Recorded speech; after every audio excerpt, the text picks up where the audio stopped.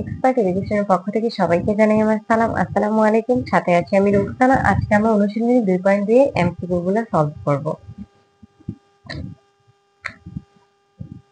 তাহলে 1 number MCQ আমাদের কি বলেছে? 8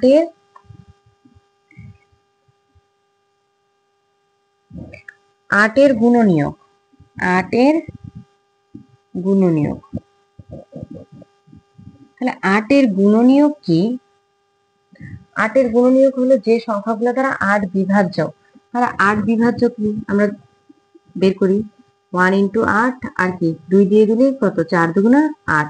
3 দিয়ে যায় না, 4 দিয়ে যে 4 অলরেডি চলে গেছে, যেহেতু দিলে আর সামনে যাওয়ার দরকার নেই। তাহলে 1 2 4 8, তাহলে 1 2 4 8 অপশন আছে কোথায়? খতে। তার মানে আমাদের কি হবে?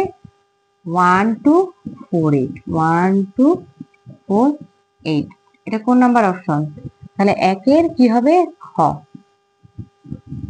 বোঝা গেছে? তারপর কত?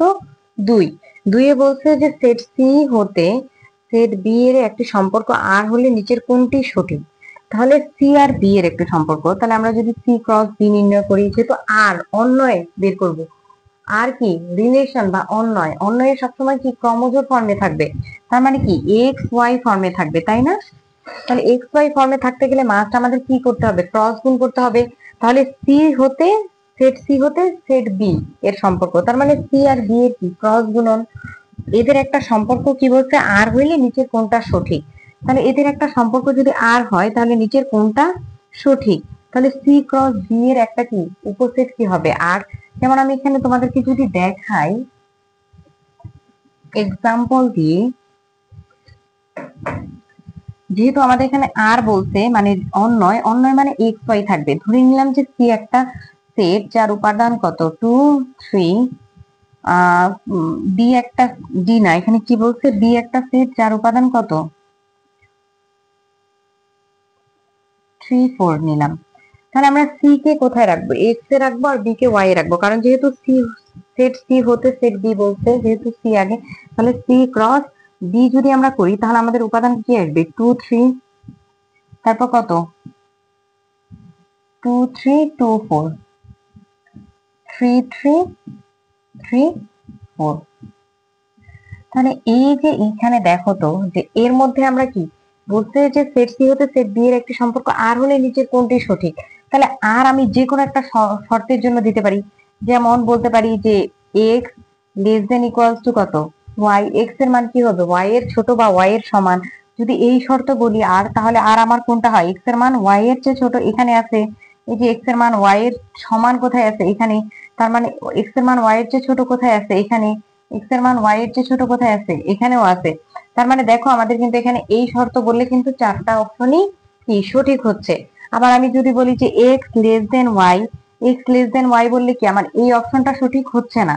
এক্স লেস দেন ওয়াই কি এই তিনটাতে আমার এক্স লেস দেন ওয়াই, তার মানে এই তিনটা সঠিক হচ্ছে। তাহলে আমি যে কোনো শর্তে অন্যয় বের করতে পারি। তাহলে আমরা দেখতেছি যে আরটা যে বের করব, আরটা কি আমি এই সি ক্রস বি এরই কি পাচ্ছি? উপাদানগুলো পাচ্ছি। তাইলে হয় এর চেয়ে কম উপাদান পাবো, না হলে সর্বোচ্চ কি এর সমান উপাদান পাবো। এর চেয়ে বেশি উপাদান পাওয়া পসিবল কি? পসিবল না। যেমন এই শর্তে ধরলে আমি দেখতেছি এখানে চারটা উপাদানই কি একসেপ্টেবল, আর এই শর্ত ধরলে এই যে এই তিনটা উপাদান একসেপ্টেবল।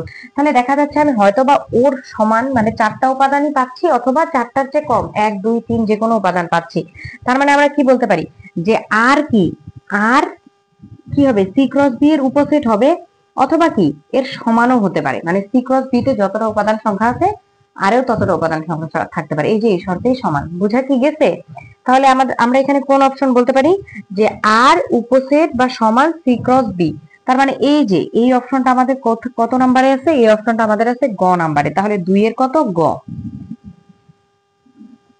তারপরে দেখো, তারপরে বলছে 3 নাম্বার।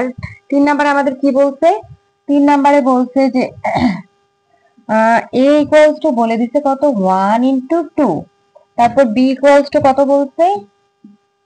2,5। 1 ইন্টু 2 না, সরি, 1,2 আর 2, কত? 5। তাহলে আমার power of A and B বলছে, এ ইন্টারসেকশন বি। তাহলে এই ইন্টারসেকশন বি যদি আমি নির্ণয় করি, ইন্টারসেকশন মানে কি কমন উপাদানগুলো জাস্ট 2, তাই তো? তাহলে পাওয়ার মানে কি আমরা জানি কোন সেটের উপাদান সংখ্যা যদি n হয় পাওয়ার কত, ওই সেটের পাওয়ার সেট কত হবে, power of a and b কত, 2 টু দি পাওয়ার কত n, তাই না? 2 টু দি পাওয়ার n, এখানে উপাদান সংখ্যা কত, একটা। n মানে কি সেটের উপাদান সংখ্যা এক, তাহলে কত 2। তার মানে কি বলছে, power of a and b সংখ্যা নিচের কোনটা 2, তাহলে 2 করতো কত, খ নাম্বার অপশনে আছে। তার মানে 3 এর আনসার কত, খ। এরপরে আমাদের বলছে 4, বলছে নিচের কোনটি x belongs to n, মানে x এর মানগুলো কোথায়, স্বাভাবিক সংখ্যাতে থাকবে। x belongs to n natural number such that, এমন যেন x এর মানগুলো কি হবে, মৌলিক সংখ্যা হবে, কিন্তু কি 13 থেকে বড় আর কি 17 থেকে ছোট। তাহলে 13 থেকে বড় আর 17 থেকে ছোট মৌলিক সংখ্যা আছে কি, 14 মৌলিক সংখ্যা না, 15 মৌলিক সংখ্যা না, 16 মৌলিক সংখ্যা না, আর 17 থেকে তো ছোটই হইতে হবে। 13 আর 17 নিজে মৌলিক সংখ্যা, কিন্তু এগুলা তো নেওয়া যাবে না, বলতে 13 থেকে বড় হইতে হবে, 17 থেকে ছোট। তার মানে আমরা দেখতেছি যে এখানে কোনো নাই, তার মানে 4 এর কি অরি। ফাঁকা সেটকে কিভাবে লেখে, হয় সেট দিয়ে ভিতরে কিছু থাকবে না, না হলে কি অরি, এইটা। তাহলে এরকম কোথায় আছে, এরকম শুধু আমাদের ক নাম্বার অপশন আছে, তার মানে 4 এর ক। বুঝা কি গেছে? ফাঁকা সেট লেখার পদ্ধতি হলো এই যে এই দুইটা। এরপর কি 5, 5-এ বলছে যে a union b equals to abc হলে, 5-এ আমাদের কি বলছে, 5 নাম্বার এমসিকিউ এ বলছে যে a union b equals to abc হলে তাহলে কত হয়, a equals to ab, union যেহেতু কি আমাদের সংযোগ সেট ab, আর b ইকুয়ালস টু abc, অর্থাৎ আমাদের abc এর a সেটে অথবা b সেটে যে কোনো উপাদান, যে কোনো একটা সেটে উপাদান থাকলে কি আমরা নিতে পারবো, তাই তো? তার মানে এখানে আমাদের a ইকুয়ালস টু ab হইতে পারে, b ইকুয়ালস টু abc হইতে পারে, তাহলে দুটো সংযোগ করলে abc হবে। তারপর আবার a equals to abc, b equals two bc, হ্যাঁ হইতেই পারে। তারপর a equals to ab, b equals two c, এখানেও এটাও হবে, কারণ এর মধ্যে ab আছে আর b এর মধ্যে c আছে, সংযুক্ত করে দিলে a b c। তাহলে 5 এর আমাদের কত হয়, 5 এর হবে আমাদের তিনটাই, তাহলে কত, ঘ নাম্বার অপশন, ঠিক আছে। তারপর 6, 6-এ কি বলছে, এ ও বি দুইটি সসীম সেটের জন্য, বলছে এ আর বি যদি দুইটা সসীম সেট হয়, এ ক্রস বি সমান কি x, y ক্রমজোর ফর্মে such that x belongs to a, y belongs to b। আমি বলছিলাম যে যখন আমরা ক্রস গুণন করব, 6 এর জন্য করছি, যখন আমরা ক্রস গুণন করব, যেমন আমি যদি b ক্রস c নির্ণয় করি, অবশ্যই x এর মানগুলা কোথায় থাকবে, b তে থাকবে। যে আগে তার কাছে x এর মানগুলা থাকবে, যে পরে তার কাছে কি y এর মানগুলা থাকবে। তাহলে এখানে অপশনে যেহেতু আমার a ক্রস b আছে, তার মানে x এর মানগুলো অবশ্যই a তে থাকবে আর y এর মানগুলো অবশ্যই b তে থাকবে। তাহলে 1 নাম্বার অপশনটা ঠিক আছে।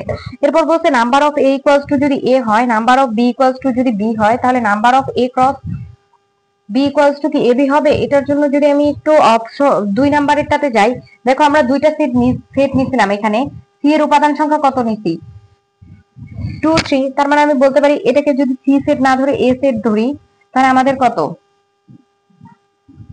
Number of a equals two এখানে কত 2 না। সেম ভাবে এটাকে যদি আমি নাম্বার অফ কি ধরি, b ধরি, b আছে এখানে, এর উপাদান সংখ্যাও কত 2, তাহলে নাম্বার অফ a সমানও কত 2, নাম্বার অফ b সমানও কিন্তু 2, নাম্বার অফ a সমানও কত 2, নাম্বার অফ b সমানও কত 2 না। তাহলে নাম্বার অফ কি বলছে, a ক্রস b সমান কি ab, তাহলে নাম্বার অফ যদি a ক্রস b করতা, এই যে a ক্রস b সমান কত ab, ab মানে কি a ইনটু b গুণ আকারে আছে, তাহলে 2 ইনটু 2 মানে কত 4। তাহলে দেখো তো number of a cross b, এই যে এটার জায়গায় আমার কি হয় a ক্রস b, আমার এখানে 4টা উপাদান আসছিল না 4, তাহলে কিন্তু আমাদের number of a equals two যেহেতু 2, number of b equals two 2, number of a cross b equals to ab মানে কত 2 ইনটু 2 মানে 4। আমরা দেখতেছি যে a ক্রস b তে কিন্তু আসলে আমাদের 4টা উপাদান আছে, তার মানে আমরা বি নাম্বার অপশনও সঠিক বলতে পারতেছি। এরপর বলছে a ক্রস b এর প্রতিটি সদস্য একটি ক্রমজোড়, অবশ্যই a ক্রস b, আমরা যদি যে কোনো কিছু ক্রস গুণন করি, আমি একটু পরিষ্কার করে নিই, আমরা যদি যে কোনো কিছু ক্রস গুণন করি, তাহলে আমি বলছিলাম যে ক্রস গুণন, ক্রস ক ক্রমজোড়, ক্রস ক্রমজোড়, ক্রস, ঠিক আছে, ক্রমজোড় হবে। তার মানে 3টা অপশনই সঠিক এখানে, তাহলে কত, ঘ নাম্বার 6 এর। এরপর কত, 7 নাম্বার। 7 নাম্বারে আমাদের কি বলছে, একটা উদ্দীপক দিয়ে দিচ্ছে যে এ সেটের উপাদানগুলো কত 6 থেকে শুরু করে একদম 13 পর্যন্ত, বলছে এ সেটের সঠিক প্রকাশ। তাহলে আমরা কি দেখতেছি, এ সেট কি ন্যাচারাল নাম্বার, যেহেতু 6 থেকে শুরু করে 13 পর্যন্ত, তাহলে x belongs to n, x এর মানগুলো কি 6 এর সমান অথবা 6 থেকে বড়, আর 13 এর সমান অথবা 13 থেকে ছোট, তার মানে গ নাম্বার অপশনটা। তারপর 8 নাম্বারে কি বলছে, বলছে এ সেটের মৌলিক সংখ্যাগুলোর সেট কোনটি। মৌলিক সংখ্যা বের করতে পারি না আমরা 6 থেকে 13 এর মধ্যে, কে 7, তারপর 9 কি মৌলিক সংখ্যা? সংখ্যা না। জোড় সংখ্যা তো মৌলিক সংখ্যা হবেই না, বিজোড়ের মধ্যে থেকে ট্রাই করতে হবে। তাহলে 6 থেকে 13 এর মধ্যে মৌলিক সংখ্যা কত? 7, 9 তো হয় না, 11 আর কে 13। তাহলে 7, 11 আর কত 13, গ নাম্বার অপশন, তাই তো? তাহলে আমরা 7 নাম্বারের কত? গ নাম্বার অপশন, 7 এর কত? গ। তারপরে দেখো যে 8 নাম্বার, সরি 7 এর, হ্যাঁ 7 এর গ নাম্বার, এটা ঠিক আছে। আমরা যে মৌলিক সংখ্যাটা পেলাম এটা 8 নাম্বার। তাহলে 8 এর কত? 8 এর জন্য কত? 8 এর জন্য গ নাম্বার অপশন, যে 7, 11, 13। তারপর 9 নাম্বার বলছে এ সেটের গুণিতক গুলোর সেট কোনটা? বলছে এ সেটের 3 এর গুণিতক গুলোর সেট কোনটি? তাহলে 3 এর গুণিতক কে কে? 3 এর নামটা পড়ে যাও। 3 কে 3, এখানে 3 নেওয়া যাবে না, কারণ এ সেট থেকে নিতে বলছে। এ সেট থেকে নিবা, কিন্তু 3 এর গুণিতক নিবা। তার মানে এ সেট শুরু হয়েছে কত থেকে? 6 থেকে। অবশ্যই 6 থেকে শুরু করে 13 এর মধ্যে নিতে হবে গুণিতক গুলা, কারণ এ সেট থেকে 3 এর গুণিতক নিতে বলছে। তাহলে কত? 3 তো নেওয়াই যাবে না, 3 কে 3, 3 দুগুণা 6 নিতে পারবা, 3 কে 9 নিতে পারবা, 3 4 12 নিতে পারবা। তাহলে কত হয়? 6 9 12। তাহলে 6 9 12 কোথায় আছে? অপশন ঘ তে আছে। তাহলে 9 এর কত? ঘ। ঠিক আছে। তাহলে আমরা যদি একদম এখান থেকে শুরু করি, প্রত্যেকটাই লিখি, তাহলে আমাদের দেখো 1 নাম্বার অপশন, 1 নাম্বারের কত হয়? খ। তারপর 2 এর জন্য আমাদের অপশন কত হয়? গ। 3 এর জন্য আমাদের অপশন কত হয়? খ। 4 এর জন্য আমাদের অপশন কত হয়? ক। 5 এর জন্য আমাদের অপশন কত হবে? ঘ। 6 এর জন্য আমাদের অপশন কত হবে? ঘ। 7 এর জন্য আমাদের অপশন কত হবে? গ। 8 এর জন্য আমাদের অপশন কত হবে? গ। 9 এর জন্য আমাদের অপশন কত হবে? ঘ। ঠিক আছে। তাহলে এই যে এইগুলাই হলো আমাদের 2.2 এ এমসিকিউ গুলো।